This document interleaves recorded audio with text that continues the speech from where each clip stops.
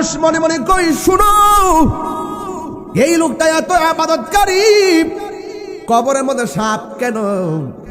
আমরা তো বাহির থেকে বুঝতে পারতেছি না। তবে তার ঘরের ভিতরে একটু জিজ্ঞাসা করা দরকার, তার স্ত্রীকে জিজ্ঞাসা করা দরকার, এমন ঘটনাটা ঘটলো কেন? এমন কোন কাজ করছেনি যে এই কাজের কারণে কবরে সাপ এসে গেছে? এবার সবাই সমাজের দায়িত্বশীল ব্যক্তিকে তার স্ত্রীর কাছে হাজির হয়ে গেল জিজ্ঞেস করার জন্য। বন্ধুরে আমার, ও ইসলামপুরের বাবারা, ও শরীফগঞ্জের বাবাজিরা গো,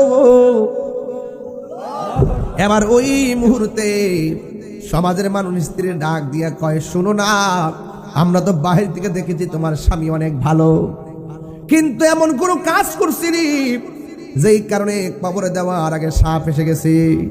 হাদিস শরীফের মধ্যে আমার নবী বলেছেন, কোন স্বামী যদি মারা যায়, স্ত্রী যদি বলে, আল্লাহ আমার স্বামীটা অনেক ভালো ছিল, আমার স্বামীর প্রতি আমি সন্তুষ্ট ছিলাম, স্ত্রী এই দোয়ার কারণে আমার আল্লাহ স্বামীর কবরটাকে জান্নাত বানায়া দেয়। কোন স্ত্রী যদি মারা যায়, স্বামী যদি আল্লাহর ডাক দেখে, আল্লাহ আমার স্ত্রীটা আমার হকের প্রতি ইনসাফওয়ালা ছিল, অনেক ভালো ছিল, এই কথা বলার কারণে আমার আল্লাহ স্ত্রী কবরে জান্নাতের গালিচা বিছাইয়া দেয়। এবার সমাজের মানুষ ডাক দিয়ে কয়, ও স্ত্রী, তোমার স্বামী মারা গেছে, প্রথম কবর করলাম সাপ পাইলাম, দ্বিতীয় কবর করলাম সাপ পাইলাম, তৃতীয় কবর দিতে যায় সাপ পাইলাম, আমার স্বামী এমন কোনো কাজ করছিনি যেই কারণে আল্লাহ অসন্তুষ্ট হয়ে গেছে। স্ত্রী ডাক দিয়ে কই, ও সমাজের মানুষ, আমার স্বামী এমন একটা ঘৃণিত কাজ করত, বাহিরে স্বামীটা ভালোই ছিল, ভিতরগত অনেক সমস্যা ছিল। কয় কি? আমার স্বামী যে ব্যবসা করত, ব্যবসায়ী দ্রব্যের সঙ্গে পাথর মিশাইয়া বিক্রি করত, কঙ্কর মিশাইয়া। আমি বারবার বলছি বেশি টাকা লাগবে না, হালাল পন্থায় ধোকা না দিয়ে আপনি ব্যবসা করেন, আমার কথা মানে নাই। উপরে যা দেখছেন লেভেলটা ভালো ছিল, ভিতরে অনেক খারাপ ছিল। আমি বলতে চাই যে, ও পৃথিবীর মানুষ, আল্লাহ কয়, বান্দারে আমি তোর মাফ করে দিব, তিনটা কাজ তুই কোনোদিন করিস না। এক নম্বর, কোনোদিন আমি আল্লাহর সঙ্গে শিরিক করিস না। দুই নম্বর, কোনোদিন মানুষের হক মাইরা খাইস না। তিন নম্বর হলো, মা বাবার মনে কোনোদিন কষ্ট দিও না। এই তিনটা অন্যায় থেকে যদি বাঁচতে পারো, পাহাড় পরিমাণ গুনাহ আমি আল্লাহ রাব্বুল আলামিন মাফ করে দিব।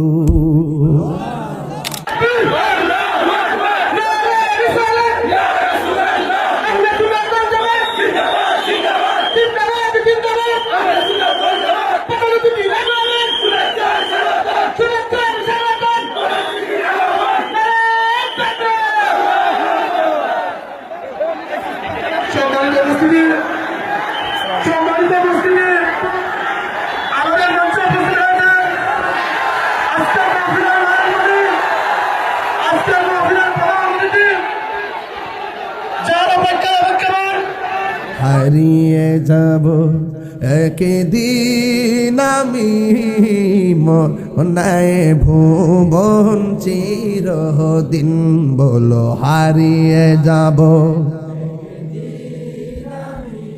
আর বনায় ভুবন চিরদিন। ক্ষমা করে দিও তোমরা আমায়, বলো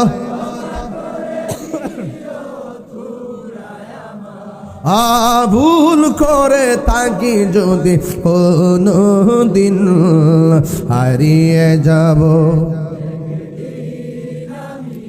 আর বনায় ভুবন চিরদিন।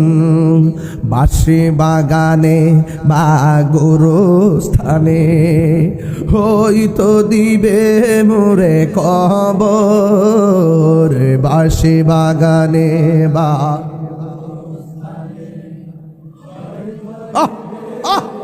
কবর তোমরা আমায় যাবে ভুলে রাখবে না জানি কোন খবর পড়বে কি মনে আমার কথা ফেলবে কি অস্ত্র কোনো দিন হাতরেন হারিয়ে যাব একদিন আমি রব নাই ভুবন সবাই সবাই দিনে বলর হারিয়ে যাব একদিন আমি রব নাই ভুবন চিরদিন ক্ষমা করে দিও তোমরা আমায় বলো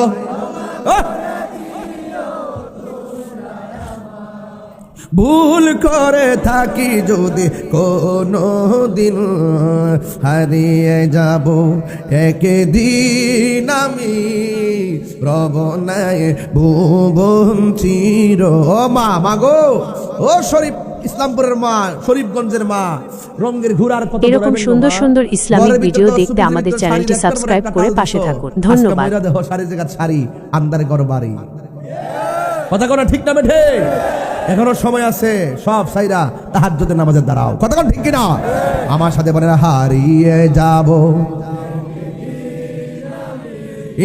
রব নাই ভুবন চিরদিন ক্ষমা করে দিও তোমরা আমায় বলো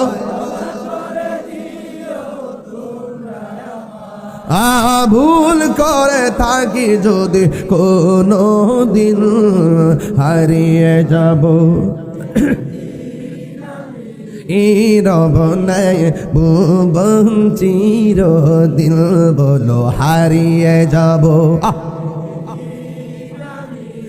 সুমন ভাই এইচি মিডিয়া সভাপতি জনাব খলিলুর রহমান সাহেব, মিলন মিয়া সাহেব, মানিক মিয়া মেম্বার, শাহজাহান মিয়া, বীর মুক্তিযোদ্ধা হানিফ সাহেব এবং নিদু মিয়া।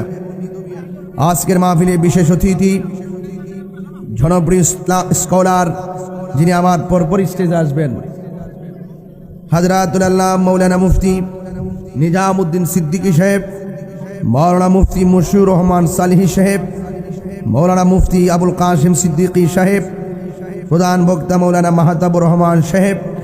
উপস্থিত আছেন 11 নং শরীফগঞ্জ ইউনিয়ন পরিষদের সম্মানিত চেয়ারম্যান আমার অত্যন্ত পরিচিত এম কবির উদ্দিন সাহেব এবং 10 নং বাদে পাশা ইউনিয়ন পরিষদের চেয়ারম্যান প্রভাষক জাহিদ হুসাইন সাহেব, এবং যিনি আমার সাথে অনেক যোগাযোগ করেছেন আমার অত্যন্ত শুভাকাঙ্ক্ষী জনাব আতশ আলী আল মামুন, ইটালি প্রবাসী, এবং এই মাহফিলটাকে বাস্তবায়ন নেপথ্যে দাওয়াত করার পেছনে, আমাকে অংশগ্রহণ করার পেছনে আমাকে সর্বোচ্চ যিনি যোগাযোগ মেনটেন করেছেন, আমাদের এলাকার কৃতি সন্তান জাতীয়তাবাদী দলের অনবদ্য একজন ব্যক্তিত্ব জনাব সাচ্চু ভাই সহ ওয়া মুবাল্লিগিন উলামা ইকরাম, উত্তর ইসলামপুর শাহজালাল রহমতুল্লাহ আলাইহি যুব সংঘের প্রত্যেকটি নেতৃবৃন্দ, মাহফিল পরিচালনা কমিটি, দূর দূরান্ত থেকে আগত আল্লাহ প্রেমিক, রসুল প্রেমিক, অলি প্রেমিক নৌজওয়ান ভাইয়েরা, মুরব্বী বাবাজিরা, এবং উপস্থিত আছেন গোলাপগঞ্জ থানা প্রশাসন, ইসলামপুরের এই নিরাপত্তাজনিত এই সমস্ত বড় বড় গ্যাদারিংগুলো নিরাপদ শৃঙ্খল রাখার জন্য প্রশাসন বৃন্দ যারা অক্লান্ত পরিশ্রম করছেন, সকল প্রশাসন বৃন্দকে এবং আমাদের ওসি মহোদয় সহ যারা এখানে এই মুহূর্তে কাজ করছেন উপস্থিত আছেন, আমি সকলকে আমার অন্তঃস্থল থেকে আন্তরিক অভিনন্দন জানাচ্ছি, ধন্যবাদ জানাই। আপনারা যারা এত সুন্দর করে আজকের এই মাহফিলটি আপনারা বাস্তবায়ন করছেন, আমি আপনাদের সামনে অনেক ব্যস্ততার ভিতর আজ আমি এসেছি একমাত্র শিকড়ের টানে, কারণ এই এলাকায় আমাদের ব্রাহ্মণবাড়িয়ার অসংখ্য মানুষ আছে, কথা বলেন ঠিক না বেঠে, এবং আমাদের ওসি মহোদয় ব্রাহ্মণবাড়িয়ার, আমাদের এখানে অনেক প্রশাসনের ভাইয়েরা ব্রাহ্মণবাড়িয়ার। এই জন্য দেশের মানুষ, ভালোবাসাবাসীর মানুষ পাশাপাশি, আর এই দিক দিয়ে হলো সুলতানুল আউলিয়া হযরত শাহজালাল রহমতুল্লাহ আলাইহির উত্তরসূরি পূর্ণভূমির যে আশিকিন জাকিরিন মুহিব্বিন গোলাপগঞ্জ সিলেটের প্রত্যন্ত অনেক জায়গা থেকে যারা এসেছেন, আমি শুনেছি অনেক মা বন্ধুরা নাকি এসেছে, না অনেক মা বন্ধুরা এসেছেন। আপনাদের সকলকে আমার পক্ষ থেকে ধন্যবাদ, মোবারকবাদ জানাচ্ছি। আমি যতটুকু আলোচনা করব আপনারা আদবের সাথে আলোচনা শুনবেন, সুশৃঙ্খল থাকবেন। আমি দেখতেছি মাহফিল কমিটি এবং প্রশাসন অনেক কষ্ট করে আপনাদেরকে শৃঙ্খলে আবদ্ধ করেছেন। এরপর আমি আপনাদের খেদমতে আরেকটু আরজ করতে চাই, যারা দাঁড়িয়ে আছেন এই কোনায়, যারা দাঁড়িয়ে আছেন এই যে এই কোণে এখানে যারা দাঁড়িয়ে আছেন, আপনারা একটু বসে পড়ুন না। একটা কমন সেন্স এবং একটা সৌন্দর্য বর্ধন করেন আপনারা বসুন প্লিজ। আর এই মুহূর্তে যদি ফিলিস্তিন যেতে হয়, আমরা কি যাব? ইসরায়েলের গুন্ডা বাহিনীর বিরুদ্ধে কি যুদ্ধ করতে পারবো আমরা ইনশাল্লাহ? ইসরায়েলের দুর্গ কি ভেঙে দিতে পারবো ইনশাল্লাহ? আজকের মাহফিলে যারা দাঁড়িয়ে আছেন এদেরকে অনেক শক্তিশালী মনে হয়। যারা দাঁড়িয়ে আছেন একটু হাত তুলুন, যারা দাঁড়িয়ে আছেন হাত তুলুন, দেখি আপনাদেরকে একটু সোজা করুন, একদম সোজা, মাশাআল্লাহ। যারা দাঁড়িয়ে আছেন আপনারা কি নবীর জন্য জীবন দিতে পারবেন? নবীর মহব্বতে 30 সেকেন্ডে মাটিতে বসেন।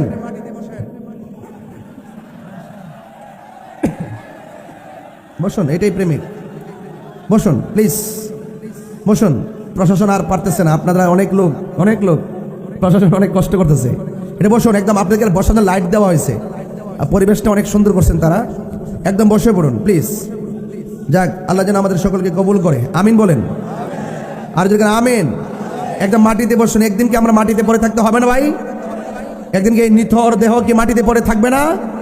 আমাদের বাপ দাদারা কি মাটিতে পড়ে আছে না?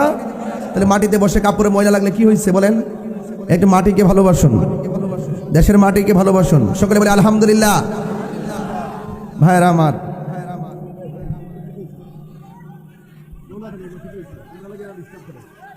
আমার, আজকের এই ফুলের সৌরভ, মানুষের গৌরব চিরদিন থাকে না। সবাই বলুন, হায়াতের মালিক কে? ইজ্জতের মালিক কে? বাবারা আমার, আমরা যে যাই হই না কেন, একদিন আমাদের প্রাণ পাখি চলে গেলে আমাদের মালিকানা আছে না শেষ? আমাদের মালিকানা শেষ। আপনারা দেখেছেন পল্লী বন্ধু হুসাইন মোহাম্মদের সাথ আছে না চলে গেছেন? বিএনপির চেয়ারপারসন সাবেক প্রধানমন্ত্রী বেগম খালেদা জিয়া, তিনি কি আছেন না চলে গেছেন? এই বার্তাগুলো আমাদের জন্য কিন্তু খুবই একটি মর্মাহত বার্তা। আমরা যে যাই হই না কেন, একদিন আমাদেরকে চলে যেতে হবে, কথা বলেন ঠিক কিনা? এই জন্য আমি বলবো, আমার আজকে অনেক লেখালেখি দেখেছি, অনেক রাজনীতি ব্যক্তিবর্গরা পর্যন্ত সুখ বার্তা দিয়েছেন, আমি নিজেও দিয়েছি। তবে আমি এতটুকু বলতে চাই, আমরা এই পৃথিবী ছেড়ে একদিন চলে যেতে হবে। আল্লাহ পাক যেন তাকে জান্নাতুল ফেরদৌসের আলা মাকান দান করে, আমিন পড়েন। আমাদেরকে সুস্থ ধারায় ফিরে আসতে হবে। একটা লোক যখন চলে যাবে তার জন্য দোয়া করতে হবে। আমরা যেন মানুষের জন্য রাজনীতি করি, কথা বলেন ঠিক না বেঠিক? আমরা দেশের জন্য, দেশের মাটির জন্য কথা বলবো, কথা বলেন ঠিক কিনা? আমরা কঠিন হব না, কি হব না? কঠিন হব না। আমরা সম্প্রীতির মাধ্যমে, ভালোবাসার মাধ্যমে এই দেশটাকে সাজাতে চাই। রাজি আছি না নাই? সবাই মিলেমিশে আমরা দেশটা সাজাতে চাই। সবার সুখে হাসবো, আমি কাঁদবো সবার দুঃখে, নিজের খাবার বিলিয়ে দিব অনাহারের মুখে। মানুষ মানুষের জন্য, সুতরাং রাজনীতি হবে মানুষের জন্য, কথা বলেন ঠিক কিনা? এই জন্য আপনাদের সকলকে আমি অনুরোধ করব, আমরা যদি পৃথিবীতে একদিন চলে যেতে হবে, এজন্য আমরা এমন কিছু রেখে যেতে চাই, চলে যাওয়ার পরে যেন মানুষ আমাদের জন্য দোয়া করে, কথা বলেন ঠিক না বেঠিক? এই জন্য আমরা ভালো ব্যবহার করব, ধর্ম বর্ণ দল মত নির্বিশেষে। যেমন ধরুন, আমি একটি আসন থেকে আমি প্রার্থী হতে পারি, কিন্তু যদি আল্লাহ পাক যদি, যেমন ধরুন আপনি এক জায়গা থেকে প্রার্থী হলেন, আপনাকে যারা ভোট দিয়েছে আপনি তাদের এমপি, নাকি ভোট যে দেয় নাই তারও এমপি? এই কথার মাথা রেখে রাজনীতি করতে হবে। আমি পাশ করলে যে আমাকে দেয় নাই সেও আমার লোক, যে দিয়েছে সেও আমার লোক, কথা বলেন ঠিক কিনা? এটার নাম হইল রাজনীতি। আর প্রতিহিংসার রাজনীতি বন্ধ করতে হবে, রক্ত নিয়ে খেলা বন্ধ করতে হবে। একটা হাদিকে আপনি হুট করে একটা গুলি করে বিদায় করে দিচ্ছেন, এখন হাদিকে সবাই বলে গেছে, কথা কন ঠিক না বেটি? গুলি করলো কারা, মারলো কারা? যার চলে গেছে সে না বুঝে, কথা বলেন ঠিক কিনা? আমরা মসজিদের ইমাম রইসুদ্দিনকে নির্মমভাবে হত্যা করেছে, প্রকাশ্যে মসজিদের ইমামকে মেরেছে, কিন্তু আমরা এই খুনাখুনি রাজনীতি এবং খুনাখুনি চাই না। কথা বলেন ঠিক কিনা? এই সমস্ত প্রতিহিংসা, রক্ত নিয়ে খেলা, জীবন নিয়ে খেলা বন্ধ করে একটি সুন্দর বাংলাদেশ কারা কারা চান? হাত তোলেন। নারে তাকবীর, নারে রিসালাত, আহলুস সুন্নাত ওয়াল জামাত, আহলুস সুন্নাত ওয়াল জামাত। আল্লাহ কবুল করুক, আমিন কন। আমি আপনাদের সামনে যে কথাগুলো বলবো আদবের সাথে কথাগুলো শুনবেন ইনশাআল্লাহ। আল্লাহ যেন আমাদের সকলকে কবুল করে, বলেন আমিন। গভীর মনোযোগ। আমার যুবক ভাইরা, কথা বলা যাবে না, নীরব থাকা লাগবে। যার জীবনে ধৈর্য বেশি তার জীবনে সফলতা বেশি, যার জীবনে ধৈর্য কম তার জীবনে হতাশা বেশি। ইন্নাল্লাহা মা'আস সাবিরিন। আল্লাহ রাব্বুল আলামিন বলেন, নিশ্চয়ই আমি ধৈর্যশীলদের সঙ্গে রয়েছি। আস-সাবরু মিফতাহুল ফালাহ। ধৈর্য হলো সাফল্যের চাবিকাঠি। ওয়ালানাবলুওয়ান্নাকুম বিশাইইম মিনাল খাউফি ওয়াল জু'i ওয়া নাকসিম মিনাল আমওয়ালি ওয়াল আনফুসি ওয়াস সামারাত ওয়া বাশশিরিস সাবিরিন। আল্লাহ রাব্বুল আলামিন বলেন, জান্নাতের শুভ সংবাদ আমি আল্লাহ যাকে দিব, প্রকৃত মুমিন যারা হবে তাদেরকে আমি আল্লাহ ভয় দিয়ে পরীক্ষা করব, সম্পদের নুকসান দিয়ে পরীক্ষা করব। তাদেরকে আমি আল্লাহ রাব্বুল আলামিন রোগ বিমার দিয়ে পরীক্ষা করব।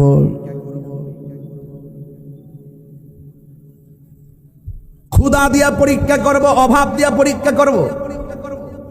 এই সমস্ত পরীক্ষার মধ্যে যারা ধৈর্যশীল হয়ে থাকতে পারবে, আমার আল্লাহ বলেন ওয়া বাশশিরিস সাবিরিন, এদের জন্যই হলো জান্নাতের শুভ সংবাদ।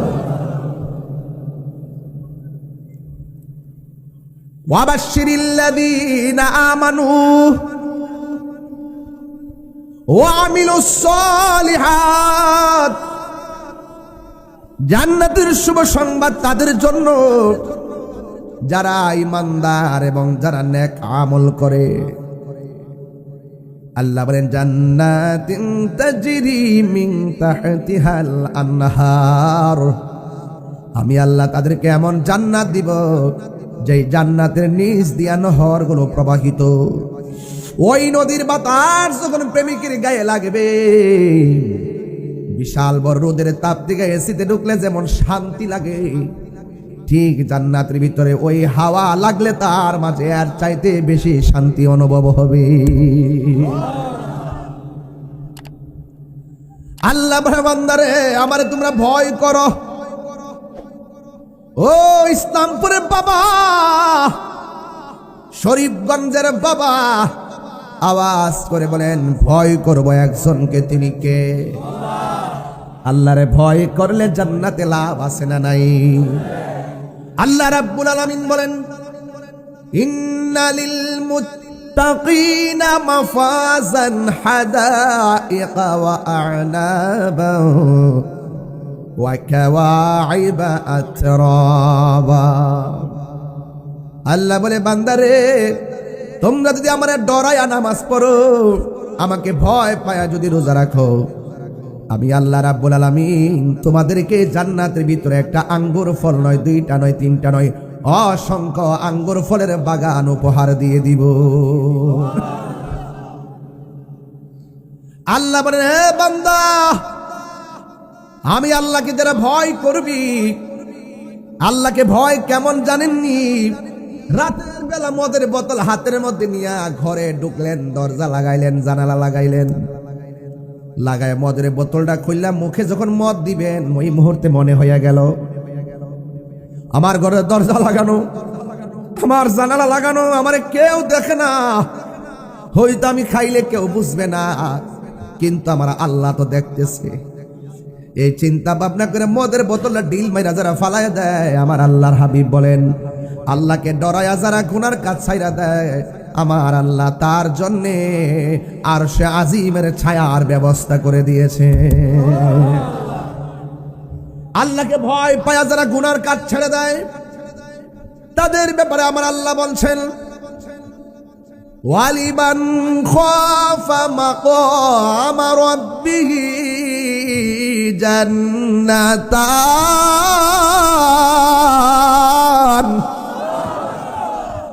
আমার আল্লাহ বলেন আমি আল্লাহকে ভয় করে যারা গুনার কাজ ছেড়ে দেয়, আমি আল্লাহ রাব্বুল আলামিন তারে একটা নয়, আমি আল্লাহ ওই মুত্তাকিকে দুইটা জান্নাত দান করব।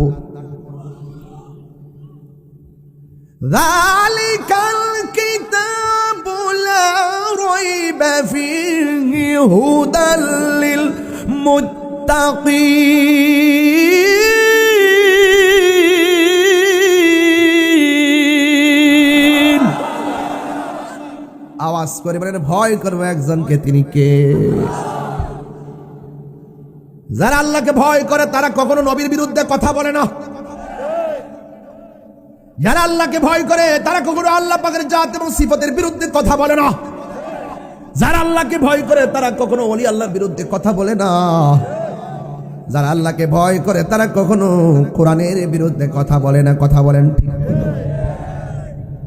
ভয় করবে একজনকে, তিনি কে? এখন বলেন তাহির হুজুর যত ভালো করে চলতে চায় বিপদ তত চাপায়া ধরে, এখন কি করব? আপনারা জবান খুলে কোন যার কেউ নাই তার কে আছে, এটার নামই তাকওয়া।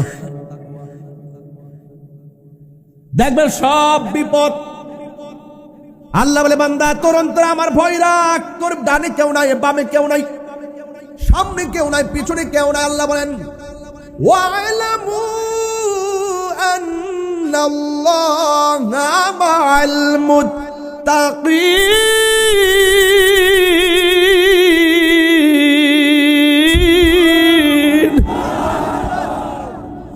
যার কেউ নাই তার কে আছে? আল্লাহ বলে ও পৃথিবীর মানুষ জেনে রাখো তোমার সঙ্গে কেউ নাই, একজন আছে, জবান খুলে গুন, তিনি কে? নামাজ কার জন্য? আরো জোরে। যুবক ভাইরা বড় করে বলুন নামাজ কার জন্যে? কোরবানি কার জন্যে? জীবন কার জন্যে? মরণ কার জন্যে? তাহলে আমার কি কিছু আছে?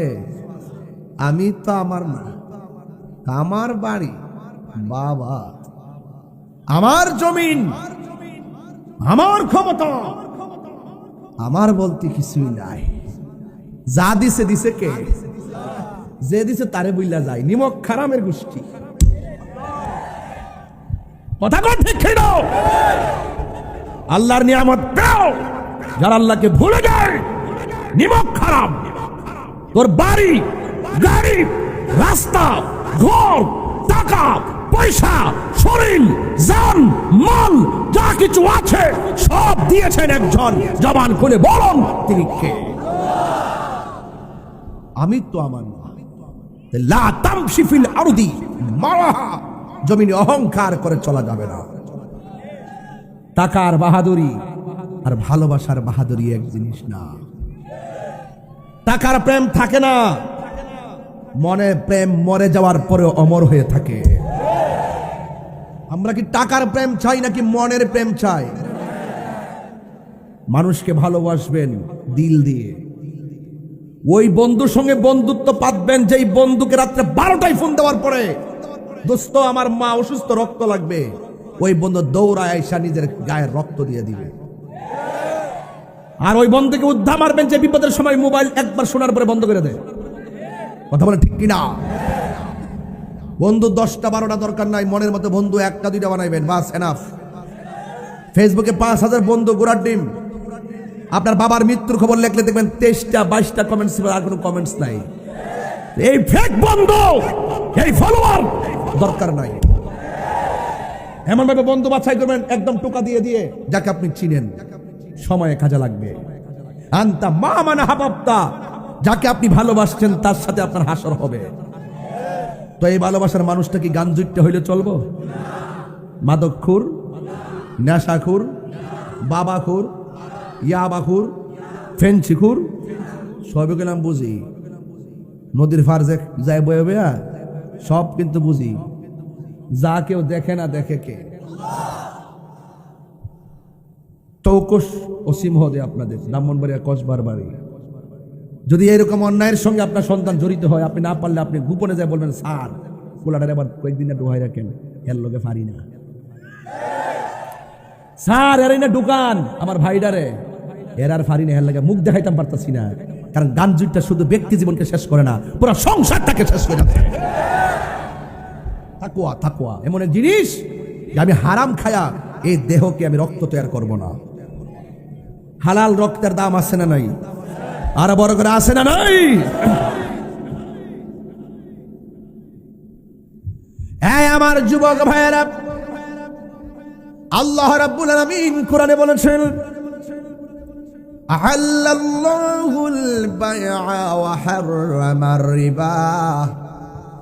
আল্লাহ রাব্বুল আলামিন ব্যবসাকে হালাল করেছেন, সুদকে হারাম করেছেন, ঘুষকে হারাম করেছেন।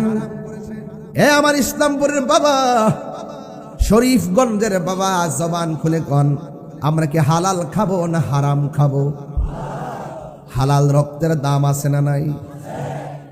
এই জন্য আল্লাহ রাব্বুল আলামিন হাবিব বলেন, ও পৃথিবীর মানুষ, হালাল রক্ত দিয়ে দেহ গঠিত দেহের হাত যখন আল্লাহর দরবারে উঠায়, এই হাত আর ফিরাইয়া দেয় না, আমার আল্লাহ সেই মোনাজাত কবুল করে ফেলে। ঠিক কিনা? আমার মরণের কতদিন বাকি আমি জানিলাম না গো আল্লাহ, কতদিন বাকি আমার মরণের, কতদিন বাকি আমি জানিলাম না গো আল্লাহ।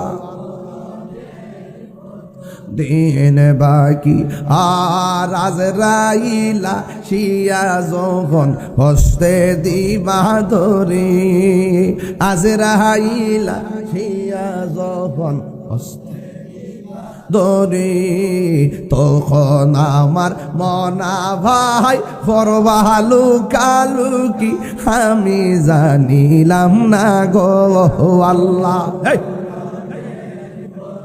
দিন বাকি আমার মরণের, আমি জানিলাম না গো আল্লাহ। দিন বাকি আর 40 দিনের আগে ভাইরে মৌতের নিশানি, 40 দিনের আগে ভাইরে মৌতের নিশানি। জমদূতে ইরানি বসুকে দিয়ান দিয়া আমি জানিলাম না গো আল্লাহ। তো দিন বাকি আমার মরণের, জানিলাম না গো আল্লাহ। মরণের কত দিন বাকি আমার মরণের, আমি জানিলাম না গো আল্লাহ। কত দিন বাকি, একটা জবানও বন্ধ রাখবেন না, মহব্বতে মায়ার সুরে বলুন সুবহানাল্লাহ। এ আমার যুবক, ও যুবক ভাইরা, মুরব্বী আব্বারা, পর্দার আড়ালে মা বোনেরা, যদি প্রশ্ন করি দাড়ি গুলা কোন দিন পাকছে জানেননি? মুরব্বী বলবো জানি না। ঠিক নেই? আপনার চোখের সামনে লোকটা ছোট থেকে বড় হলো কিভাবে দেখছেননি? সে বলবে হুজুর দেখি নাই, কোন দিন কেমনে কেমনে বাড়ছে টের পাই নাই। আমার আল্লাহ বলেন, আমি তোরে নিষ্প্রাণ থেকে তোর মাঝে প্রাণ দিয়েছি। তুই ছিলি মুর্দা, আমি আল্লাহ তোরে জীবন দিয়েছি। এরপরে একদিন তুমি চলে আসবে। এই জন্য মানুষ যখন মারা যায় মানুষ তখন কি পড়ে? ইন্না লিল্লাহি ওয়া ইন্না ইলাইহি রাজিউন। সবাই পড়েন না? ইন্না লিল্লাহি ওয়া ইন্না ইলাইহি রাজিউন। চিৎকার মেরে কি আল্লাহু আকবার বলা যাবে না? আমরা আল্লাহর জন্যে, আমরা আল্লাহর দিকে ফিরে যাব। বল ইন্না সলাতি ওয়া নুসুকি ওয়া মাহইয়ায়া ওয়া মামাতি লিল্লাহি রাব্বিল আলামিন। যা কেউ জানে না, জানে কে? বাবার আগে সন্তান মারা যায়, ইতিহাস আছে না নাই? গত কয়েকদিন আগে ফোন দিয়ে হুজুর আপন দুইটা মেয়ে আমার একসঙ্গে ভানি ছেড়ে মারা গেছে। বলছি বাবা কাইন্দেন না। কাঁদতেছেন কেন? কাইন্দেন না। আপনার কাছে একটা মোবাইল আমানত দিলাম, ধরেন মোবাইলটা। চেয়ারম্যানের কাছে মোবাইলটা আমানত দিলাম, একটু করে বললাম আমার দেন। কান্দার কিছু আছে? আমার আমানত আমি লয়ে গেছি। আল্লাহ কয় আমি সন্তান রে ওই মায়ের কোলে আমানত দিছি, এটা বানাইছি আমি, আমারটা আমি নিয়ে গেছি। তুমি কান্দো কেন? তুমি বলো আল্লাহ তোমার আমানত তুমি নিয়ে গেছো। যখন ছোট বাচ্চা মারা যায়, যখন ধৈর্য ধারণ করে, এই ছোট বাচ্চা একদিন হাসর মাঠে বাপ মারা তালাশ করিয়া আঙ্গুলটারে শিকল বানায়া টাইনা জান্নাতে নিয়ে যায়। বুঝতে পেরেছেন আমার কথা? ধৈর্য, আমি শুরুতে ওয়াজ করছি ধৈর্যের কথা। যার জীবনে ধৈর্য বেশি তার জীবনে সফলতা বেশি। কথাটা কি মনে আছে আপনাদের? এটা ধৈর্য লাগবে। অনেক মানুষ আমাদেরকে অনেক কথা বলে, আমি ধৈর্য ধারণ করি, আঘাত করলে আঘাত করি না, গালি দিলেও আমি রিপ্লাই গালি দেই না, বরং তার বাপ মারা আমি সালাম দিয়ে দিই। প্রতিশোধ নেওয়ার নাম ইসলাম না, ক্ষমা করে দেওয়ার নাম ইসলাম। ওয়াজ বোঝেন কিছু? তো প্রতিশোধের রাগ থেকে যদি ক্ষমা করতে চান, এখানে ধৈর্য লাগবে। কি লাগবে? ধৈর্য লাগবে। আল্লাহ রাব্বুল আলামিন বলে, ও পৃথিবীর মানুষ, আমি আল্লাহ তোরে পাঠাইছি, আমি আল্লাহ তোরে নিয়ে আসবো। একটা থাবা মেরে তোমাকে নিয়ে আসবো, ওই থাবার নাম হলো মরণ। কথা কোন ঠিক কিনা? আরে এই সত্য প্রভাব পড়তেছে, উপরে সামিয়ানা দিছে যেন কুয়াশা না পড়ে। অথচ ইসলামপুরের গুরুস্থানে যাইয়া দেখেন, আপনার বাপটা একলা একলা পড়ে দিছে, মাটা একলা একলা পড়ে দিছে। আমি ওই দিন দেখছি বাবা, 3 দিন পরে কবর দেওয়ার পরে 3 দিন পরে মানুষের নাকটা পুচ্ছা জায়গা। আমরা অনেক মানে ফ্যাটটা বুঝে পুচ্ছা জায়গা না, কবরে যাওয়ার পরে সর্বপ্রথম নাকটা পচে। এই নাক দিয়া পড়ছে প্রথম চেহারার মধ্যে পোকামাকড় গুলো অ্যাটাক করে, রূপের বড়াই কর্তা, এই পোকাটা চেহারাতে অ্যাটাক করে।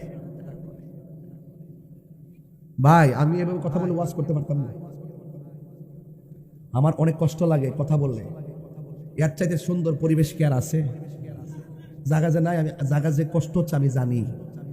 আপনার একটা কথার কারণে আমাদের একটু ইশারায় কাজ করেন যেন আওয়াজ না হয়। এমন শত শত লোক কি ইসলামপুর গুরুস্থানে পড়ে আছে না? তারা যে চিল্লাইতেছে আওয়াজ পান, তারা যে কানতেছে আওয়াজ পান, কেউ শুনে না। কিন্তু আপনার যদি কান থাকতো আপনি বুঝতেন কেমনে কান্দে। এরা বলে বাঁচাও, আর পারি না, ওয়াল্লাহ আর পারি না, দুনিয়াতে পাঠাও। নামাজ না পড়লে যদি এত শাস্তি হবে, রোজা না রাখলে যদি এত কষ্ট হবে, কোনদিন নামাজ ছাড়তাম না, আবার পাঠাও আল্লাহ, আর পারি না। রাসূল বলেন এই কান্নার আওয়াজ যদি সমাজে ঢুকতো, সমাজের মানুষ পাগল হইয়া কানের পর্দা ফাইটটা মারা যাইতো, জানাজার কোনো লোক পাওয়া যাইতো না। এত বিকট আওয়াজ গুরুস্থানে হইতেছে, কিন্তু আমরা টের পাই।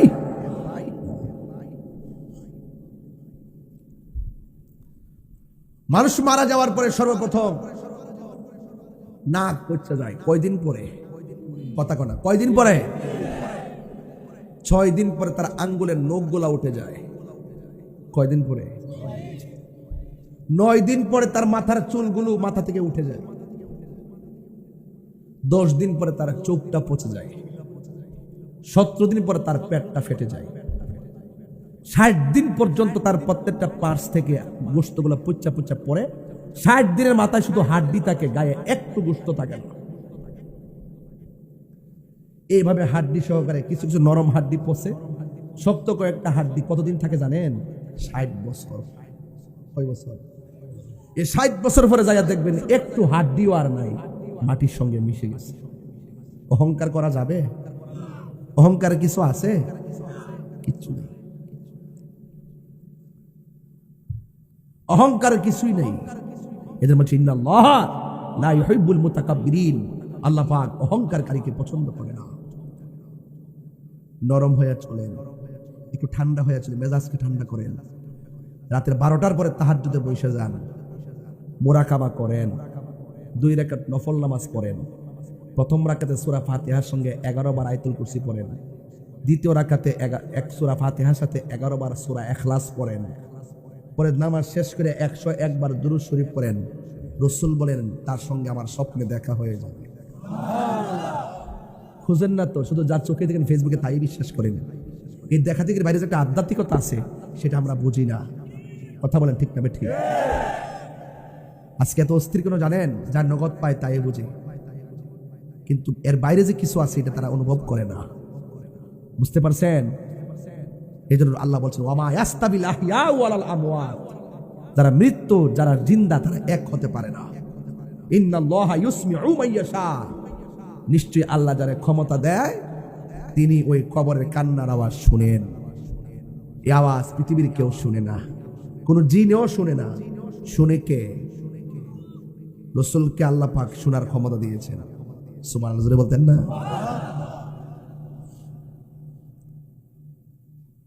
হাজার হাজার মানুষ, আমি জানি না, এই যে মুরব্বী বসা, ওসি সাহেব বসা, আমি বসা, আমি জানি না এই মানুষটির মধ্যে কে প্রথম মারা যাবে। যদি মানুষটা সিরিয়ালটা জানতো, গড়াইয়া গড়াইয়া চিৎকার পারতো আর কাঁদতো। কথা কথা ঠিক কিনা বলেন না কেন? হায়াতের মালিক কে? আপনি ভাবতেছেন যে আমার মৃত্যু, এইমাত্র যুবক, আমার শরীরে শক্তি বেশি, আপনি মনে মরবেন না। আপনার মধ্যে বহুত যুবক দেখছি মোটরসাইকেল অ্যাক্সিডেন্টে, আজকে আসার পথে কি অ্যাক্সিডেন্ট আমি দেখে আসছি নাই? ফেসবুকে পাইছেন আপনারা? দিছি কিনা বলেন না কেন? আমি কি বসে আসলাম গাড়িতে? এই যে মুরব্বী বাজান দেখছেন হয়তো না, আজকে আমার চোখের সামনে অ্যাক্সিডেন্ট। একটা ছেলে মনে হয় না বাঁচবে, জানে তার অবস্থা কঠিন, মাথায় রক্ত ঝরতেছে। সে কি ঘর থেকে অ্যাক্সিডেন্ট হবে, মাথায় রক্ত ঝরবে, মৃত্যুগুলো ঢলে পড়বে, এটাকে ভাবছিল? লা তামশি ফিল আরদি মারাহা। অহংকার করে চলা যাবে না। মৃত্যুর জন্য 24টা ঘন্টা প্রস্তুত থাকতে হবে, ওযু রাখতে হবে। মৃত্যু হলে যেন ওযু অবস্থা হয়, নামাজটা পড়ে ফেলতে হবে। নামাজ মৃত্যুর সময় যেন কাজা না হয়। কথা বলে ঠিক না? ঠিক কথা বলা যাবে না। এক লোক ব্যবসা করত, কি করত? ব্যবসা করতেছে, ভালো কথা, 5 ওয়াক্ত নামাজ পড়ে, মাথায় টুপি, মুখে দাড়ি, এত সুন্দর ব্যবহার। আচ্ছা, বাজারের মধ্যে যখন মানুষ ব্যবসা করে, সেই ব্যবসাটা যদি মুখে দাড়ি রাখে, মাথায় পাগড়ি রাখে, টুপি রাখে, 5 ওয়াক্ত নামাজ পড়ে, ভালো ব্যবহার করে, তার সম্মান বাড়ে না কমে? ব্যবসাটাও সুন্দর চলে, মানুষ বিশ্বাস করে, ঠিক না? এই লোকটা হঠাৎ করে দোকানে কি হয়ে গেছে? মারা গেছে। আমরা এলাকাতে একটা অভ্যাস আছে, দেখবেন যেই লোকটা নরম প্রকৃতির, নামাজ কালাম পড়ে, কার সঙ্গে ঝগড়া করে না, দোকানপাটে বেহুদা আড্ডা মারে না, লোকটা মারা গেলে মানুষ দেখবেন তার জানাজার মধ্যে ঢল নামে। কথা কি সঠিক বলতেছি? ঢল নামে। আমার ভাইয়েরা, ওই লোকটা মারা যাওয়ার পরে অসংখ্য লোক দৌড়ায় গেছে কবর করতে। আঙ্গদেশে কবর করার লোক বেশি পাওয়া যায় না। মানুষ মারা গেলে গোসল করেন না, নিয়ম কারণ জানে, এমন লোকে পাওয়া যায় না। কাফনের কাপড়টা কেমনে কাটবো মুসলমান হইয়া, এটাও জানি না। আছে না নাই?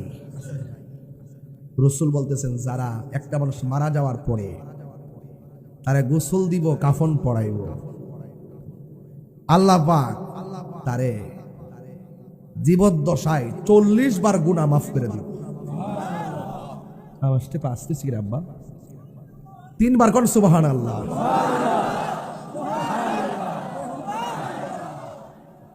এখন বলেন, একটা মানুষের কাপড় পরার সময় থাকার দরকার আসেনি, গোসল দেওয়ার সময় থাকার দরকার আসেনি। রাসূল বলেন যারা কবর খনন করবে আল্লাহ পাক তার জন্য জান্নাতের ভিতরে স্বর্ণ খচিত জান্নাতের ড্রেসের ব্যবস্থা করে দিয়েছে। লস আছে? লাভ চাই কি চাই না? এটা মনে থাকে যেন ভাই, অন্তত একটু পানি আগাই দিবেন। আমি তো লাশ মারা গেলে চেয়ারম্যান সাহেব নিজে যাই, অনেক সময় সুযোগ পাইলে বুঝি সাহেব যাই পেটের মধ্যে চাপ দিই, দিলে যখন ময়লা বের হয় আমি টিস্যু দিয়ে আর গামছা দিয়ে পরিষ্কার করে দিই। এটা আমার কাজ, কারণ আমি ঘৃণা করি না। আমি বিশ্বাস করি আমি যদি একটা মাইয়াতকে মহব্বত করি, আমি চলে যাওয়ার পর আমাকে মহব্বত করবে। আর জানাজার ময়দান ইসলামপুর যখন জানাজার নামাজ হয় দেখবেন কিছু কিছু লোক আছে, যে লোকটা মারা গেছে তার সন্তান কাইন্দা কাইন্দা দুই চারটা কথা বললে কিছু কিছু লোক কয় এই সময় শেষ হয়ে গেছে তাকে নামাজ পড়ান। আর দোকানে যায় যে আব্বাই তোলে আড্ডা মারে, ওই সময় গরিব কারণে ফেল চায় না। এই কথা কইলি তাহির হুজুর ভালো না। মসজিদে যাওয়ার পর ইমাম সাহেবরে কয় তাড়াতাড়ি নামাজ পড়ান। মসজিদে যাওয়ার পর মুয়াজ্জিনকে কয় 2 মিনিট বাকি আছে আর ইকামত দিয়ে দেন। মসজিদে যাওয়ার পরে দুনিয়াবি আড্ডা শুরু হয়ে যায়, কিন্তু বাজারে গিয়ে যখন আব্বাইদের সঙ্গে আড্ডা মাইরা ঘন্টার পর ঘন্টা কাটায় তোমার গরিব কেন বল চাই না কথা বলতে যাবে।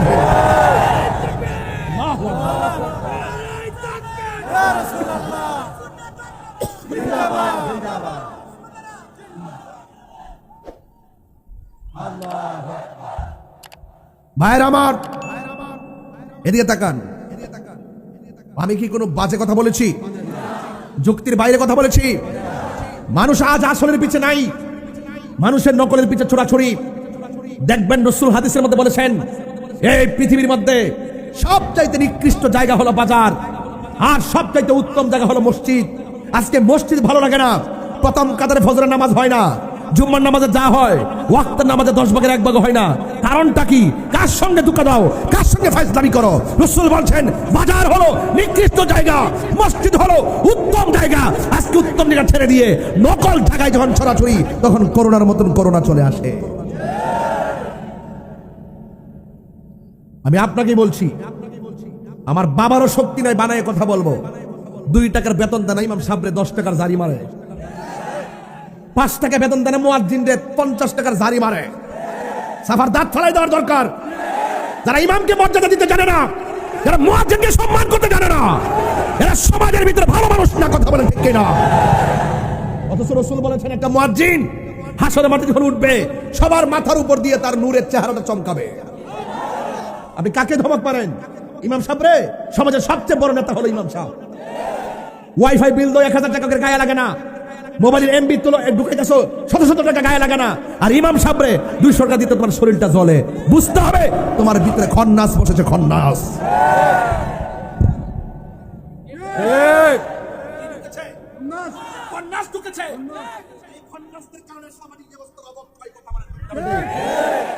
বলুন মুয়াজ্জিনকে সম্মান দরকার আছে না নাই? ইমামকে সম্মান দরকার আছে না নাই? 5000 টাকা দিয়ে কি কিছু চলে? 4000 টাকা দিয়ে সংসার চলে? আরে বেটা তোমার দিয়ে দৈনিক লাগে 5000 টাকা। আর ইমাম সাহেবের পদে মাস কেমনে কাপড় পরে, কেমনে চিকিৎসা করে, কেমনে সন্তানের লেখাপড়া করায়, কেমনে তার ওয়াইফকে পরিচালনা করে, কেমনে তার সংসারটা চলে, একটা বার কি খেয়াল করছেন? এই দুঃখগুলো কেউ বোঝে না। সমাজের মানুষ আজকে বসবেন ইসলামপুর বৈশা বলবেন যে আমরা যাই করি না করি ইমাম সাহেবের মুখে হাসি ফুটাবো, মুয়াজ্জিনের মুখে হাসি ফুটাবো। এই দায়িত্বগুলো কমিটিরা নিবেন। 12 জন কমিটি হইলে সমাজে 1200 লোক বাস করে। 1200 লোক থেকে আপনারা 12 জন লোক 1200 থেকে ব্যবস্থা করে দিবেন। আমি একটা জিনিস দেখি, যখন রমজান মাস আসে তখন টাকা তুলতে গেলে হিসাব করে, বাংতিটার হিসাব করে, মনে হয় যেন জলে টেহারা দিতে জলে জলে। ঠিক নি? ঠিক নি? জলাজলি বন্ধ করতে দিব। যার যার সুষম বন্টন নীতির আলোকে প্রত্যেকের মুখে হাসি ফোটাতে হবে। কথা বলেন ঠিক কিনা? একটা মেয়ের বিয়া হয় না সমাজে, গরিব মানুষ রাতের অন্ধকারে যায় একটা কালেকশন করবেন, গুফনে যায়া তার হাতে দিয়ে বিনিয়ে কাউকে করেন বলে মেয়েটা ছোট হয়ে যাবে। সমাজে কিছু দান আছে নীরবে দিতে হয়, আর কিছু আছে ওপেন করতে হয়। মেয়েটার হাতে দিবেন ন গায়ে হলুদের কাপড়টা কিন্ন, হেই 2টা খাসি আইন, জব করো 10 কেজি মুরগি আইন, হোক না 1000 টাকা। 10 জনে মিললে যদি 10 জনে যদি 1000 করে দেখো তো হয়, তার গায়ে হলুদের বাজারটা হয়ে যায় না? অথচ এই 10,000 টাকা ওই গরিবের জন্য অনেক কঠিন। আমরা মানবিক হই, মানবিক। আমি একবার বলছি, আমরা এই কয়েকদিন আগে দেখছি কেউ মরলে লেখা আলহামদুলিল্লাহ। এই বাপজটটা মিটা শুরু ছিল কয়েকদিন আগে। এগুলো ভালো লক্ষণ না। সে আমার শত্রু হোক, মারা যাওয়ার পর তার সামনে ভালো ধারণা করে আল্লাহ কাছে বিচার দিয়ে দিতে, আল্লাহ কাছে বলে দিতে হয়, আল্লাহ মাফ করো। কথা বলে না কেন? আরে বিয়া আমার সাথে আপনার দ্বন্দ্ব থাকতে পারে, তাই বলি কি গালি দিতে হবে? সাবধান। লোকটা মারা গেছে, লোকটা কি হয়েছে? এই মুহূর্তে আমাদের আজরাইল আসতে পারেনি। কথা কন না কেন? যদি 7.8 একটা ভূমিকম্প হয়, অস্তিত্ব থাকবো নি? সব দূর মারবেন। এরপর আল্লাহ জমিনটারে ঠান্ডা বানিয়ে রাখছে, আমরা বয় রাখছে। নারা মারলে কিন্তু শেষ। বাহাদুরি জায়গা দুনিয়াতে না। কথা কন ঠিক কিনা? লোকটা মারা যাওয়ার পরে সবাই গেছে কবর করতো, লোকটা 5 ওয়াক্ত নামাজ পড়তো, রোজা রাখতো। কবর করে যখন শেষ করছে, ছায়া দিয়ে হুট করে কবর ভিতরে সাপ এসে গেছে। সাপ কি আশীর্বাদ না অভিশাপ? জোরে কর না, অভিশাপ। সাপ সাপ দৌড়াই গেছে গা। আবার মনে মনে করি লোকটা এত ভালো মানুষ, কবরে সাপ কিনলে গে। আচ্ছা যাক, এটা আল্লাহ জানে, কিন্তু আমরা আরেকটা কবর করে, কবর তো দিতেই কষ্ট করে আরেকটা কবর করছে। অর্ধেকটা গেছে বলতে সাপাইয়া করছে, সব ওইটা দৌড় মারছে।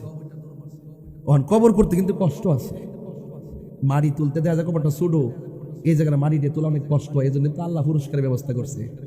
বলছে যারা কবর করবো, জানাজা এই লাশকে দোয়াইব এবং গায়ের মধ্যে কাফন পরাই দিব, আল্লাহ পাক তার জীবদ্দশায় 40 বার গুনাহ মাফ করে।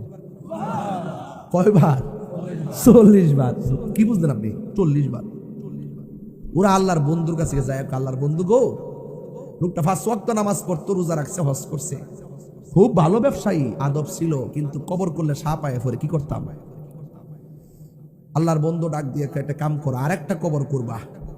কবর করার পরে যে সাপ দেখো, সাপ সহকারেই কবরে দাফন করবা, না থাকলে এমনি দাফন করবা, আর কুরা যাবে। সবাই করছে কবর, সাপটা নাই। সবাই খুশি না বেজার? জানাজার নামাজ দেওয়ার জন্য তার গোসল দিতেছে। আচ্ছা বলুন তো, গোসলটা যে কোন পাতার পানি দিয়ে গোসল? গরম পানি করে। কথা কোনা গেলে আপনাদের দেশে বড়ই গাছ আছে নি? এই পর্যন্ত কইছিনি বড়ই পাতা দিয়ে গরম পানি করে কিনলে গিয়ে কেউ কইছিনি কথাটা? কাপড়টা কি লাল না সাদা? এত কাপড় থাকতে সাদা কাপড় দিয়ে ভরা কিনলে গিয়ে এই ব্যাগটা কইছিনি কেউ? দেখছেন? আপনি কিন্তু জানেন না, জানবেন, ভিতরে ঢুকবেন। বলছে যে এর চোখে যা দেখেন এটা বাইরেও একটা আধ্যাত্মিকতা আছে। ওইটা যখন খুঁজবেন তখন ভিতরে দেখবেন নূর পয়দা হয়ে যাবে। কি পয়দা হয়ে যাবে? নূর পয়দা হয়ে যাবে। সুন্দর করে তারে গোসল দিল। মানুষ লাইন ধরে এসেছে, ভালো মানুষ, মানুষ, মানুষেরই মানুষ, এত সুন্দর করে গোসল দিল। সবাই পানি দেওয়ার জন্য প্রতিযোগিতা শুরু হয়ে গেল, বড়ই পাতা দেওয়ার জন্য প্রতিযোগিতা শুরু হয়ে গেল। চুলার পারে পানি দেওয়ার জন্য পাগল, আর কাপড়টা পরাইবার জন্য পাগল, পাগল রে পাগল। এত সুন্দর করে ভারী লাশটাকে কাঁধের মধ্যে নিল, কাহার মনের মধ্যে কোনো কষ্ট নাই। মানুষের কাঁধের মধ্যে নিয়ে গেছে। জানাজার নামাজ শুরু হয়ে গেল। জানাজার নামাজ যখন শুরু হয়ে গেছে, সবাই জানাজার মাঠের মধ্যে যায় দাঁড়ায় দাঁড়ায়, আমার ভাই লাগে, আপনারা ক্ষমা করে দিবেন। কয়নি উপস্থিত মাইয়াত আমার বাতিজা, চলাফেরার মধ্যে যদি কোনো ভুল বিয়াদ দিবে করে তাহলে আল্লাহর রাস্তায় মাফ করে দিবেন। আর দূর দূরান্তে যারা আইছেন, আমার চাচার ভাই কিছু খাওয়া দাওয়ার আয়োজন করছে, আপনি খাইয়া যায়। আর পাওনা দাওনা থাকলে আমরা আসি, আমরা কইয়ে ইনশাআল্লাহ দিয়া দিবেন। কয়নি?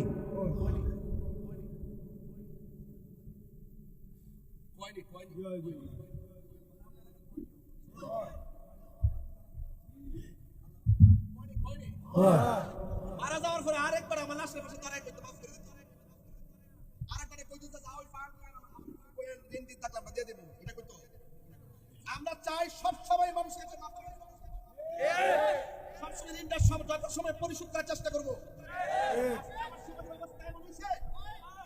টাকা নেওয়ার সময় আব্বা আব্বাটা কেটে আনে, আর দেওয়ার সময় বলেন কি আরা দিয়া ভুল করে লইছে। এই কথা কত ঠিক না? দেন না, আরে আমার এরকম সুন্দর সুন্দর ইসলামিক ভিডিও দেখতে আমাদের চ্যানেলটি সাবস্ক্রাইব করে পাশে থাকুন। ধন্যবাদ। এটা তো বুঝেন না তো বাবা, 7টা ঘন্টা বই রয়েছি, সামনে একটা অ্যাক্সিডেন্ট হয়েছে, আবার লাস্টে কি মুর না কইতে হুমায়ুন চত্বর আবার আগে জামে পড়ছিলাম নিও, ওই যে এরা দেখছে কতক্ষণ জামে বসে রয়েছি, কমরটাকে আছে মনে করুন, 22টা বছর ধরে বইয়া বইয়া গাড়িতে বোয়া, বাড়িতে বোয়া, ওয়াজও বোয়া, এমনি তো গলাটা তো ভালোই, কিন্তু আমি না বুঝতেছি কমাসে বছর যাইতেছে, কথা কোন ঠিক না বেটি, কথা কই না দিক কেন মনে করি বুঝতেছি না ব্যাপারটা, কষ্টের কথা তো না কয়ে পারতাম না, আরেকবার মাফ চা আমরা পক্ষে, কেউ দুনিয়ার থেকে মাফটা লওয়ার দরকার আসেনি, তো বড় করার দরকার আসেনি, ফাওনা দানা থাকলে তাকটা কইয়া না লইবা, মরবার আগে ফাওনা দানা দিয়া যাও, কথা ঠিক না বেটে, তাহলে আমরা একটু মাফ চাইতাম নি আজকা, বন্ধুর কাছে মাফ চাইতাম নি, বলেন হারিয়ে যাব একদিন আমি মনায় ভুবন চিরদিন, বলো হারিয়ে যাব আর বনায় ভুবন চিরদিন, ক্ষমা করে দিও তোমরা আমায়, বলো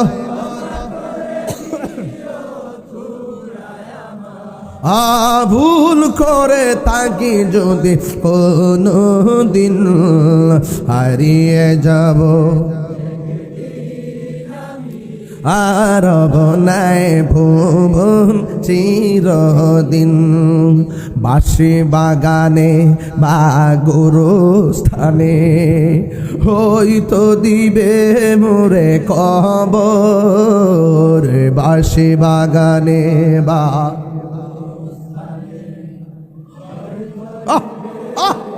কবর, তোমরা আমায় যাবে ভুলে, রাখবে না জানি কোন খবর, পড়বে কি মনে আমার কথা, ফেলবে কি অস্ত্র কোনো দিন, হাতরেন হারিয়ে যাব একদিন আমি রবনায় ভুবন, সবাই সবাই দিনে বলর হারিয়ে যাব একদিন আমি রবনায় ভুবন চিরদিন, ক্ষমা করে দিও তোমরা আমায়, বলো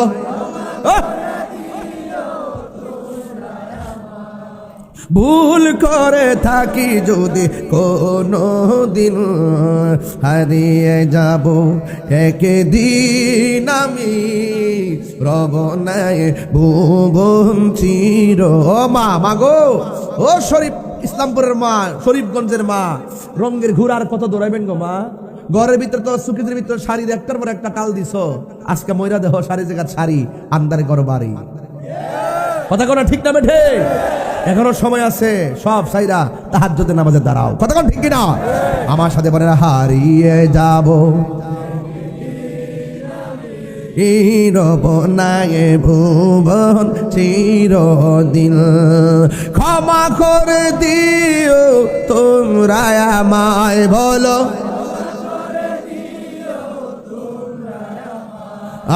ভুল করে থাকি যদি কোনো দিন হারিয়ে যাব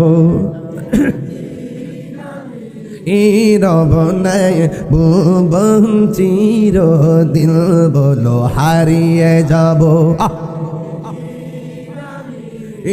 রবনায় ভুবন চিরদিন, জোরে জোরে কি আল্লাহু আকবার বলা যাবে না, লাশ বাড়ি থেকে বের করছি, জানাজার ময়দানে হাজার হাজার মানুষ, কবরের মধ্যে সাপ আছে না নাই, নাই সাপ, জানাজা হয়ে গেল, লাশ কাদের মধ্যে নিল, আমার নবী বলে যারা লাশ কাদের মধ্যে নিবে অসংখ্য কদম তো সে দিবে, অন্তত যারা 40টা কদম দিবে লাশ কাদের মধ্যে লইয়া, আমার আল্লাহ তার 40টা কবিরা গুনাহ মাফ করে দিবে। নেন না তো আপনারা, দৌড় মারেন, খেলা আছে, কাম আছে, দমক মারেন, কিছু বরকত আছে এখানে, খেলা আছে, একটু মাঝে মাঝে অর্জন করে নিয়েন, কথা কোন ঠিক না বেঠে। হ্যাঁ আমার যুবক ভাইয়েরা, কবরের মধ্যে আর সাপ নাই। মানুষের মধ্যে একটা আতঙ্ক ছড়িয়ে পড়েছে, লোকটা এত ভালো, কবরের মধ্যে সাপ কেন রে? যাক, শেষ পর্যন্ত সাপ যখন কবরে নাই, লাশটাকে সুন্দর করে জানাজার মাঠ থেকে গোরস্থানের মধ্যে নিয়ে যাচ্ছে। যেই মাত্র কবরস্থানে যাইয়া কবরে পাড়ে গেছি, ওই কবরে দুইজন নামতে গেছে। হঠাৎ করে দেখে কবরের কোনা দিয়া সাপ ফনা তুলে দাঁড়ায় রয়েছে। আল্লাহর বন্ধু বলেছেন, সাপ থাকলে সাপ সহকারে দাফন করবা, না থাকলেও দাফন করবা। এবার উপর থেকে লাশটারে মাটির মধ্যে ফালাইয়া দিয়েছে রে। এবার উপর জড়িয়ে বাঁশ টাস না দিয়া মাটির চাপা মাইরা দিছে। মাইরা সবাই চলে গেছে। মানুষের মধ্যে একটা আতঙ্ক ছড়িয়ে পড়েছে। একজন আরেকজনকে জিজ্ঞাসা করে, আমরা সারা জীবন দেখেছি এই কবরের এই মানুষটা নামাজ পড়ছি, রোজা রাখছে, হজ করেছে, যা কেউ জানে না, জানে কে? এবার মানুষ মনে মনে কই, শুনো, এই লোকটা এত ইবাদতকারী, কবরের মধ্যে সাপ কেন? আমরা তো বাহির থেকে বুঝতে পারতেছি না। তবে তার ঘরের ভিতরে একটু জিজ্ঞাসা করার দরকার, তার স্ত্রীকে জিজ্ঞাসা করার দরকার, এমন ঘটনাটা ঘটলো কেন? এমন কোন কাজ করছেনি যে এই কাজের কারণে কবরে সাপ এসে গেছে? এবার সবাই সমাজের দায়িত্বশীল ব্যক্তিকে তার স্ত্রীর কাছে হাজির হয়ে গেল জিজ্ঞেস করার জন্য। বন্ধুরে আমার, ও ইসলামপুরের বাবারা, ও শরীফগঞ্জের বাবাজিরা গো, এবার ওই মুহূর্তে সমাজের মানুষ স্ত্রীর ডাক দিয়া কয়, শুনো না, আমরা তো বাহির থেকে দেখেছি তোমার স্বামী অনেক ভালো, কিন্তু এমন কোন কাজ করছিনি যেই কারণে কবরে দেওয়ার আগে সাপ এসে গেছে। হাদিস শরীফের মধ্যে আমার নবী বলেছেন, কোন স্বামী যদি মারা যায়, স্ত্রী যদি বলে, আল্লাহ আমার স্বামীটা অনেক ভালো ছিল, আমার স্বামীর প্রতি আমি সন্তুষ্ট ছিলাম, স্ত্রী এই দোয়ার কারণে আমার আল্লাহ স্বামীর কবরটাকে জান্নাত বানায়া দেয়। কোন স্ত্রী যদি মারা যায়, স্বামী যদি আল্লাহর ডাক দিকে, আল্লাহ আমার স্ত্রীটা আমার হকের প্রতি ইনসাফওয়ালা ছিল, অনেক ভালো ছিল, এই কথা বলার কারণে আমার আল্লাহ স্ত্রী কবরে জান্নাতের গালিচা বিছাইয়া দেয়। এবার সমাজের মানুষ ডাক দিয়ে কয়, ও স্ত্রী, তোমার স্বামী মারা গেছে, প্রথম কবর করলাম সাপ পাইলাম, দ্বিতীয় কবর করলাম সাপ পাইলাম, তৃতীয় কবর দিতে যায় সাপ পাইলাম, আমার স্বামী এমন কোনো কাজ করছিনি যেই কারণে আল্লাহ অসন্তুষ্ট হয়ে গেছে। স্ত্রী ডাক দিয়ে কই, ও সমাজের মানুষ, আমার স্বামী এমন একটা ঘৃণিত কাজ করত, বাহিরের স্বামীটা ভালোই ছিল, ভিতরগত অনেক সমস্যা ছিল। কয় কি? আমার স্বামী যে ব্যবসা করত, ব্যবসায়ী দ্রব্যের সঙ্গে পাথর মিশাইয়া বিক্রি করত, কঙ্কর মিশাইয়া। আমি বারবার বলছি বেশি টাকা লাগবে না, হালাল পন্থায় ধোকা না দিয়ে আপনি ব্যবসা করেন, আমার কথা মানে নাই। উপরে যা দেখছেন লেভেলটা ভালো ছিল, ভিতরে অনেক খারাপ ছিল। আমি বলতে চাই যে, ও পৃথিবীর মানুষ, আল্লাহ কয়, বান্দারে আমি তোর মাফ করে দিব, তিনটা কাজ তুই কোনোদিন করিস না। এক নম্বর, কোনোদিন আমি আল্লাহর সঙ্গে শিরিক করিস না। দুই নম্বর, কোনোদিন মানুষের হক মাইরা খাইস না। তিন নম্বর হলো, মা বাবার মনে কোনোদিন কষ্ট দিও না। এই তিনটা অন্যায় থেকে যদি বাঁচতে পারো, পাহাড় পরিমাণ গুনাহ আমি আল্লাহ রাব্বুল আলামিন মাফ করে দিব। তাহিরের ওয়াজ ভাল লাগে? আমি একটা কথা বলি, ভালো লাগে বলেন, ঠিক আছে, আমারও তো এটা ভালো লাগার দরকার আছে। তা আমি যে আপনাকে ভালোবাসি কিসের বিনিময়ে? আপনাকে আমার সামনে এসে ওয়াজ করছে কি? আপনাকে ভালোবাসি আমি কেন? আমি আপনাকে ভালোবাসি যে আমার মনের কথাগুলো আপনাকে শোনাইতে পারি, আপনি সুন্দর করে শুনেন। তবে আপনার ভালোবাসা আমি সার্থক হব তখন যদি আজকের মাহফিল থেকে যাওয়ার পর বলেন যে, হুজুর ওয়াদা করলাম আজকে থেকে কোনোদিন নেশা করব না। হাত উঠে নাই সবার, দুই হাত উঠতে, দুই হাত উঠতে। আমরা কখন নেশা করব? বলেন, নেশা করব? এই নেশা করব? হাত নামান। একটা হয়েছে নি, দুই নম্বর আরেকটা কইতাম নি, আরেকটা বলবো, আমি তাহিরিকে যদি 1 সেকেন্ডের জন্য ভালো লেগে থাকে, আজকের পর থেকে ওয়াদা করে আমরা কোনোদিন মা বাবার মনে কষ্ট দিব না। হাত ওঠে নাই কেন? 2 হাত উঠতে হবে, 2 হাত। আল্লাহ কন্যা, আল্লাহ আল্লাহ, আপনি আমাদেরকে মায়ের কদমে কবুল করেন, হারাম থেকে বেঁচে থাকার তৌফিক দেন, আমিন কন। আর যেই পিশাব কইব বাপ মার খেদমত লাগতো না, এটা পিশাব না, এটা সকাল বেলার পেশাব। কথা বলতো না?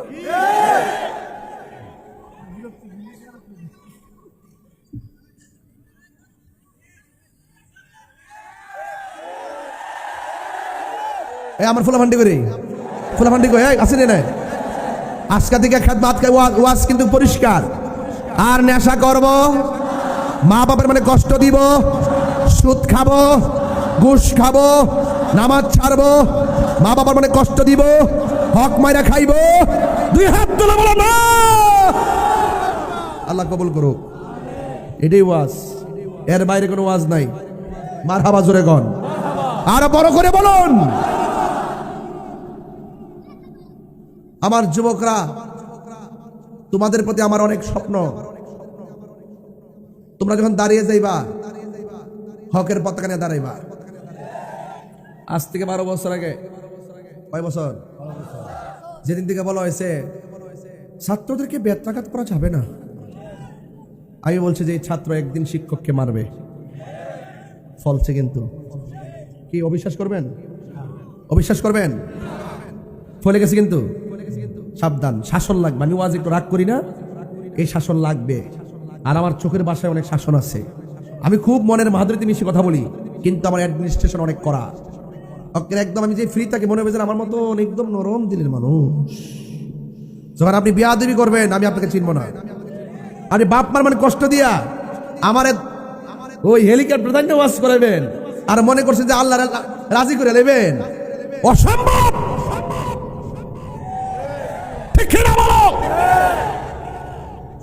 আজকে থেকে ওয়াদা, আমরা মা বাপকে কষ্ট দিব নাকি ভালোবাসবো? ভালোবাসতে চাই কি চাই না? কবর আযাব কি সত্য না মিথ্যা? রাসূল কবর আযাব দেখার ক্ষমতা আছে না নাই? এই ক্ষমতা নবীকে দিয়েছে কে? আল্লাহ দিয়ে থাকলে আমাদের কোনো অসুবিধা আছে? রাসূল একদিন গুরুস্থানে গেছে, সুবহানাল্লাহ কয় না রে? নবীর কথা শুনতে ভালো লাগেনি? যাওয়ার পরে নবী মুচকি মুচকি হাসতেছে, এখন ভালো লাগেনি? নবী মুচকি হাসলে সাহাবীরা অনেক খুশি।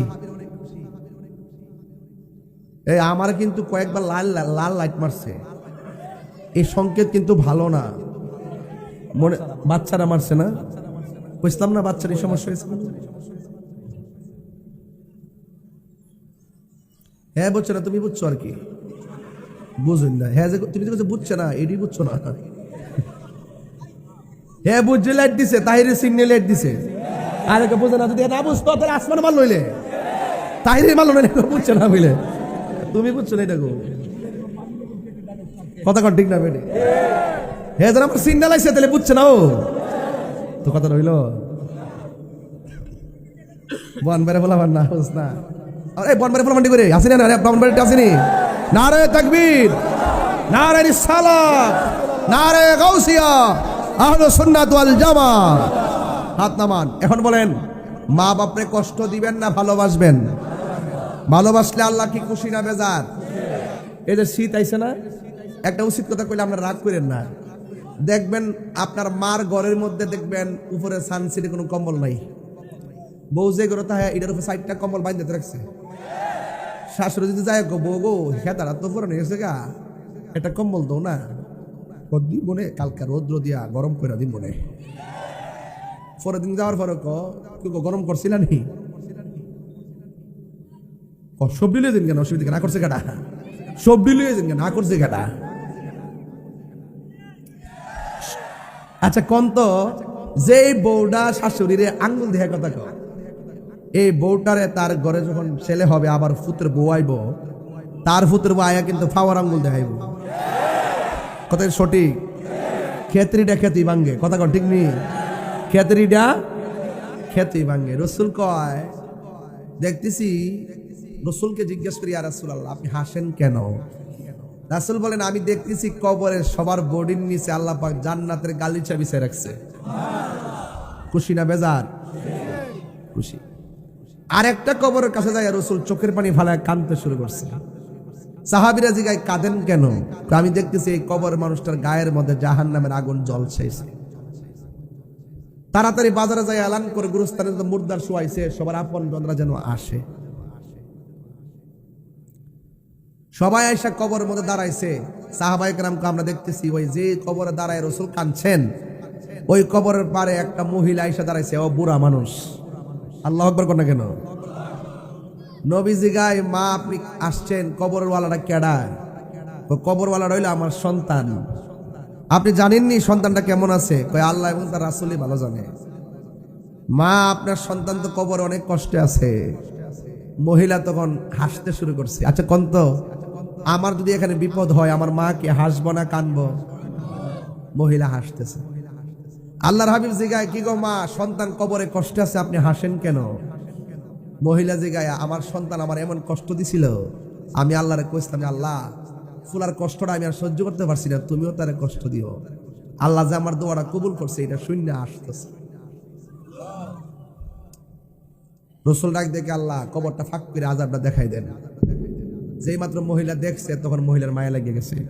আপনি মারে যতই কষ্ট দিয়ে ঢাকা শরীফ হয়ে দেখেন, 10 বছর পরে যায় এখন, আম্মা কেমন আছেন? এই পৃথিবীতে একটা মানুষ সাথে সাথে হাজার কষ্ট বুল্লা যায়, এটা হলো মা। বুঝতে পারছেন? আপনি যত কষ্ট দেন, মার মুখে আর কষ্ট রাখে না। নিঃস্বার্থে ভালোবাসে শুধু আমার মা, ভবে যার তুলনা নাই। নিঃস্বার্থে ভালোবাসে শুধু আমার মা, ভবে যার তুলনা নাই। সেই মা তোমার চলে গেলে গো, সেই মা তোমার চলে গেলে সার হইব কান্দন। এই জগতে কেউ হবে না মায়েরই মতো, এই জগতে কেউ হবে না মায়েরই মতো। মা তোর আপন কইর যতন, এই মা তোর আপন কইর যতন, মা অমূল্য ধন। এই জগতে কেউ হবে না মায়েরই মতো, এই জগতে কেউ হবে না মায়েরই মতো। বাবা গো বাবা, বাবা গো বাবা, বাবা গো বাবা। কত আদরে কত স্নেহ তোমার কাছে পেলাম, সব কিছু হারিয়ে আজকে নিঃস্ব হয়ে গেলাম। ভালোবাসি তোমায় বাবা, বুকটা যে যাইছি রে, বলো ভালো।